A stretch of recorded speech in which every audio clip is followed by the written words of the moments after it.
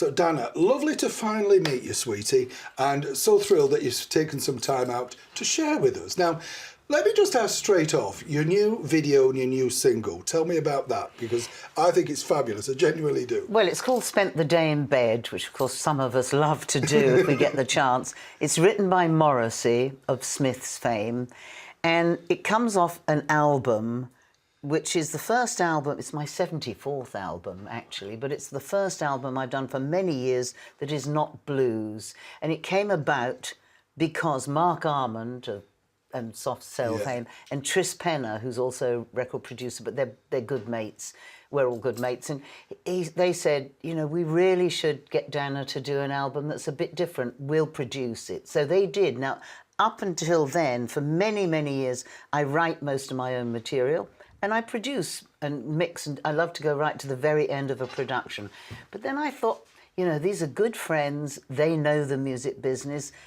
I'll try it. I mean, but we use the musicians that I normally would use for live gigs. So we chose songs. Well, Mark chose a third of the album. Tris Penner chose a third, and I chose a third.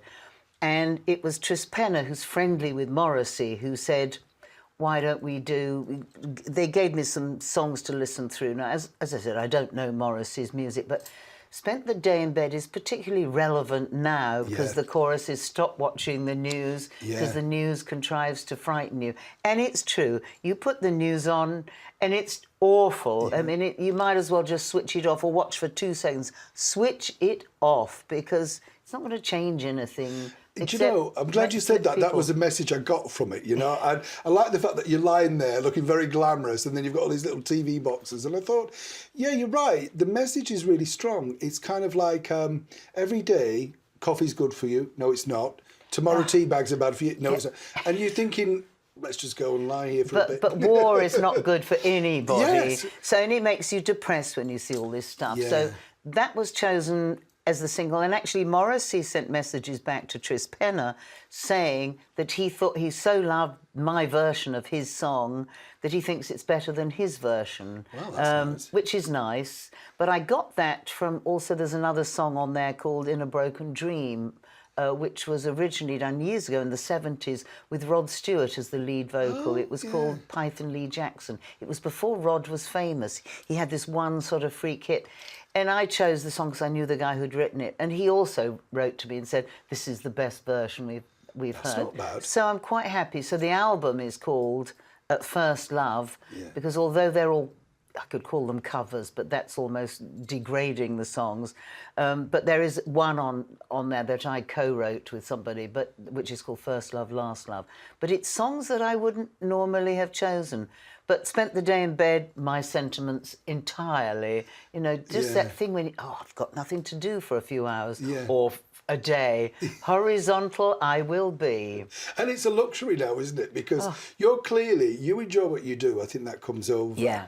And as you said, you know, you've allowed people to, shall we say, construct your new sound, as it were. You know, Mark Almond, brilliant guy. Yeah, a little bit terrifying in some respects, I found, as a person, because he's one of these, he's so talented, you know, and there's just so many ideas flowing out of him, you know.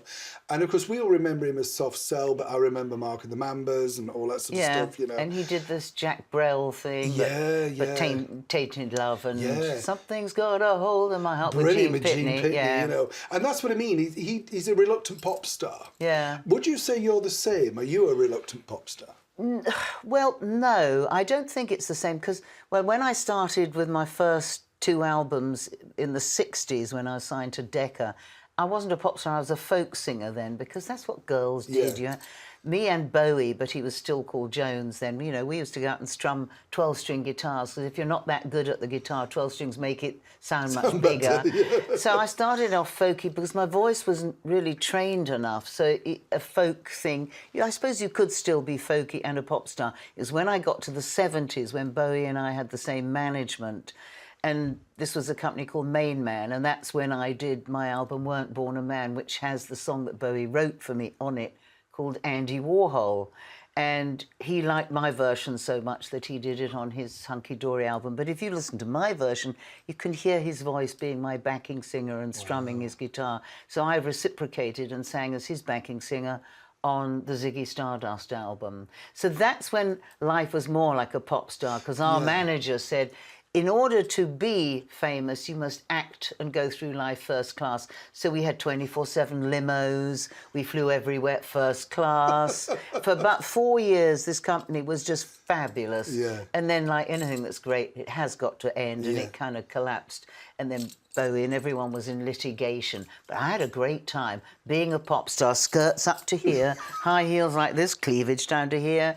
I was on the cover of my third album wearing kind of black corset and stockings and suspenders. That was for Weren't Born a Man, which is the book there. And Bowie was on the cover of his album in a dress. Unheard of in those days. Which would be shocking, wouldn't it? Very shocking. Then, yes, then. Yeah. So, yes, that was the pop star years.